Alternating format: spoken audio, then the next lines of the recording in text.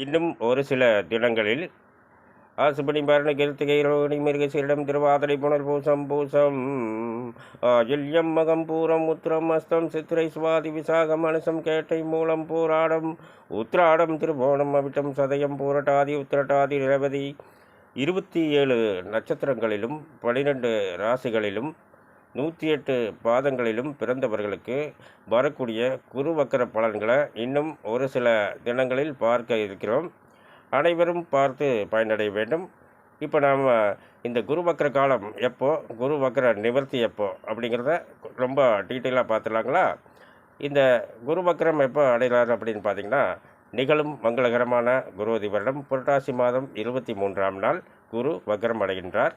வக்கர நிவர்த்தி எப்போ அப்படின்னு பார்த்தீங்கன்னா, குரோதி வருடம் தை மாதம் 22ஆம் நாள் வக்ரம் நிவர்த்தி அடைகிறார்.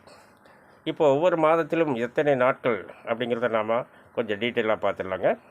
புரட்டாசி மாதத்தில் 9 நாட்கள், ஐப்பசி மாதத்தில் 29 நாட்கள், கார்த்திகை மாதத்தில் 30 நாட்கள், மார்கழி மாதத்தில் 29 நாட்கள், தை மாதத்தில் 22 நாட்கள், ஆக மொத்தம் 119 நாட்கள் வருகிறது. 120 நாளாக நம்ம எடுத்துக்கலாம். அதாவது எப்பவுமே ஒவ்வொரு கிரகங்களுக்கும் வக்கர காலங்கள் எவ்வளவு அப்படிங்கிறத நம்ம தெரிஞ்சு வச்சுருக்கிறோம். அந்த அடிப்படையில் ஒரு 120 நாட்கள் நாம் இந்த குரு வக்கர காலத்தை எடுத்துக்கலாங்க. இந்த குரு வக்கர காலத்தில் எந்தெந்த ராசிக்கு சிறப்பான பலன்கள் அப்படிங்கிறத தெளிவாக பார்க்க இருக்கிறோம். அனைவரும் பார்த்து பயனடைய வேண்டும்.